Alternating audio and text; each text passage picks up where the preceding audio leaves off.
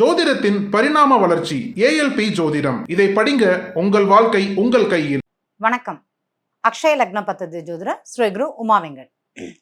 சிலர் இந்த கல்வி படிப்பு அப்படிங்கிறது எல்லாருக்குமே மிக பெருசு. இப்போ இந்த 13 வயசு நிறைந்த குழந்தைகள் கல்வியை பற்றி கேள்விகள் நிறைய பேருக்கு இருக்குது. இதை வேற ஒரு வீடியோவில் நான் பதிவு பண்ணியிருந்தேன். இந்த எந்த குழந்தைக்கு எந்த கல்வி படித்தா சிறப்பாக இருக்கும், 12 லக்னத்திற்குமே கல்வி பாவகம் அப்படிங்கிறது வேற வேற கல்வியாக இருக்கும். கிரகங்கள் அமர்ந்த நிலை அப்படிங்கிறது சொல்லலாம். இப்போ சிலருக்கு இந்த கல்வி அப்படிங்கிறது 2ஆம் அதிபதி.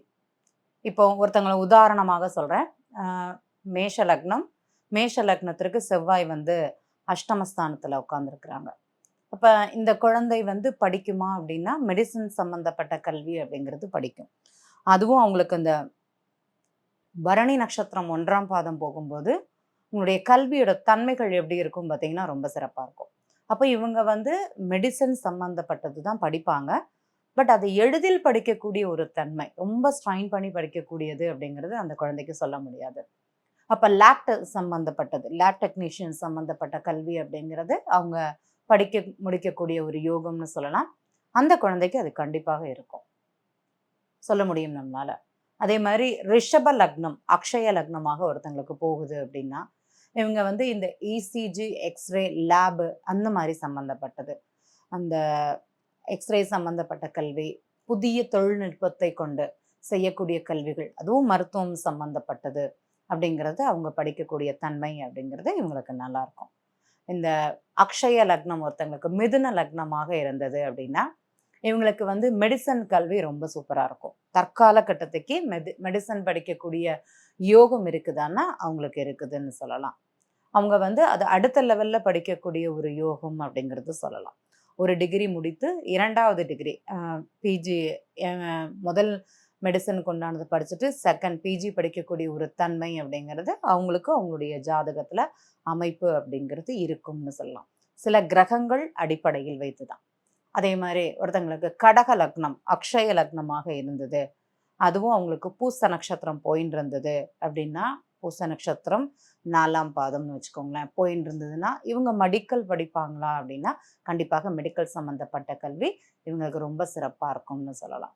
அதே மாதிரி சிம்ம லக்னம் அக்ஷய லக்னமாக ஒருத்தங்களுக்கு இருந்தது அப்படின்னா அவங்க பூர நட்சத்திரம் அவங்களுடைய நட்சத்திர புள்ளியாக இருக்கும்போது கண்டிப்பாக இவங்களுக்கு மருத்துவம் சம்பந்தப்பட்ட கல்வி, அதுவும் வெளிநாட்டில் படிக்கக்கூடிய ஒரு தன்மை, ஒரு இடத்தை விட்டு ஒரு இடம் படிக்கக்கூடிய ஒரு தன்மை அப்படிங்கிறது இந்த ஜாதகருக்கு, இந்த குழந்தைக்கு அதிகமாகவே இருக்கும்னு சொல்லலாம்.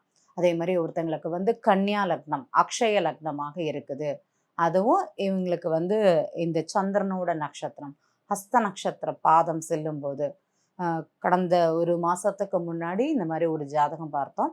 ஹஸ்த நட்சத்திரம் அவங்களுக்கு போச்சு. கரெக்டாக அவங்களுக்கு மருத்துவம் சம்பந்தப்பட்ட கல்வி இந்த ஜாதகருக்கு ரொம்ப நல்லா இருந்தது. அதுவும் இந்த ரொம்ப ஒரு மயக்க மருந்து கொடுக்குற டாக்டர், அனஸ்தேஷியா சம்பந்தப்பட்ட கல்வி இந்த ஜாதகருக்கு நல்லா இருக்குமான்னு கேட்டாங்க. ரொம்ப சிறப்பாக இருக்கும்னு சொன்னோம். அதே மாதிரி ஒரு மருத்துவம்னாலுமே ஸ்பெசிஃபிக்காக அந்த எந்த துறை அவங்களுக்கு சிறப்பாக இருக்கும் நம்ம கேட்குறது இல்லாமல் அந்த குழந்தைகளுடைய தன்மையும் அவங்களுக்கு அதே மாதிரி தான் இருக்கும். அப்போ இந்த மாதிரி கல்விகள் மருத்துவத்திலேயே நிறைய விதமான கல்விகள் அப்படிங்கிறது இருக்குது. ஒன்று ஒரு ஃபீல்டாக இருக்கும். அவங்க அதெல்லாம் படிப்பாங்களா அப்படின்னா படிப்பாங்க. இது ஒருத்தங்களுக்கு ஹஸ்த நட்சத்திரம் போயின்னு இருந்தது, அவங்க இந்த பாரம்பரியம் சம்மந்தப்பட்டது, இந்த வேர் சம்மந்தப்பட்டது அந்த மாதிரி ஒரு மெடிசன் பண்ணலாமா, ஆயுர்வேதிக் மெடிசன் பண்ணலாமா அப்படிங்கிறது அவங்க கேள்வியாக இருந்தது. அவங்களுக்கு அந்த கல்வி கை வருமானா கண்டிப்பாக கை வரும். இவங்க அதாவது வெளியூரில் போய் படிக்கக்கூடிய ஒரு யோகம் அந்த குழந்தைக்கு இருந்தது. அப்போ வேற்று மதம், அதாவது கேரளாவில் போய் படிக்கக்கூடிய ஒரு தன்மை அவங்களுக்கு இருக்குது. வேற்று மதம் சம்மந்தப்பட்ட ஊர்களில் படிக்கணும்னு நினைக்கிறாங்களா அப்படின்னு, ஆமாம் அப்படிங்கிற மாதிரி சொன்னாங்க. கேரளாவில் தான் நாங்கள் பார்த்துருக்கோம், அங்கே தான் அட்மிஷன் அப்படிங்கிறது போடலாமான் இருக்கோம். படித்து முடித்து விடுவார்களா அப்படிங்கிறத அவங்க கேள்வி. தாராளமாக படிப்பாங்க அப்படிங்கிறது அவங்களுடைய ஜாதகம் நமக்கு குறிக்கப்பட்டது. அப்போ மருத்துவத்திலேயே நிறைய தன்மைகள் அப்படிங்கிறது இருக்குது.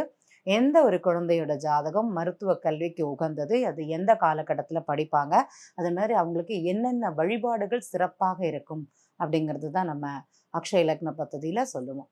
இப்போ நான் சொன்ன முதல் மேஷ லக்னம் அப்படிங்கும்போது அவங்களுக்கு என்ன வழிபாடுன்னு பார்த்தீங்கன்னா, அவங்களுக்கு வந்து மகாலட்சுமி வழிபாடு ரொம்ப சிறப்பாக இருக்கும். இவங்க கல்வியில வெற்றி பெறுவதற்கு மகாலட்சுமி வழிபாடு அப்படிங்கிறது நல்லாயிருக்கும்.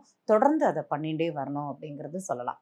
அதே மாதிரி இவங்களுக்கு ரிஷப லக்னம் அக்ஷய லக்னமாக இருக்கும்போது நடராஜர் வழிபாடு மிக சிறந்த பலனை அந்த ஜாதகருக்கு கொடுக்கும்னு சொல்லலாம். ரிஷப லக்னம் அக்ஷய லக்னமாக இருக்கும்போது நடராஜர் வழிபாடு அந்த ஜாதகருக்கு நல்ல பலனை கொடுக்கும்னு சொல்லலாம். அதே மாதிரி ஒருத்தங்களுக்கு வந்து மிதுன லக்னம் அக்ஷய லக்னமாக இருக்கும்போது காவல் தெய்வ வழிபாடு இவங்களுக்கு நல்லா இருக்கும். வாராகி வழிபாடு நல்லா இருக்கும்.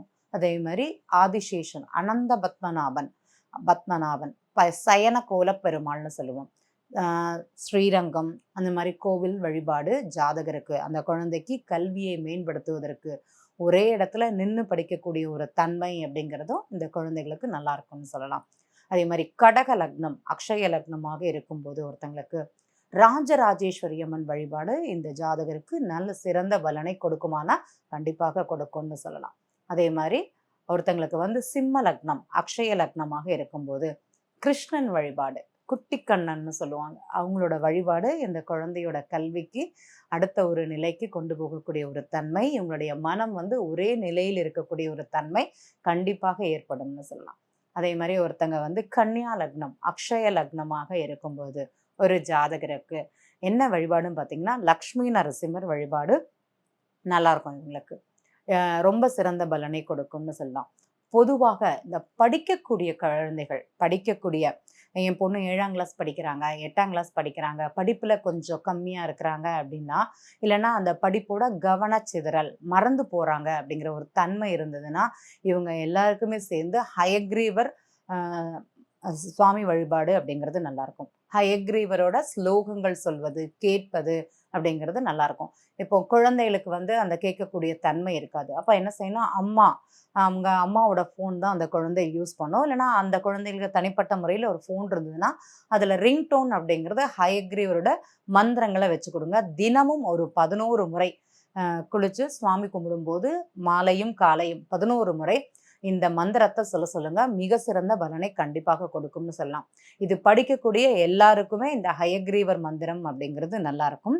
ஞானானந்தமயம் தேவம் நிர்மல ஸ்படிகாக்கிருத்தியும் ஆதாரம் சர்வ வித்யானாம் ஹயக்ரீவ உபாஸ்மகே.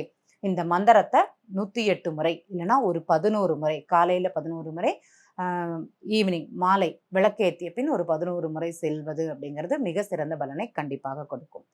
நன்றி. மீண்டும் இது ஒரு நிகழ்ச்சியில் சந்திப்போம். சித்தர் பூமி.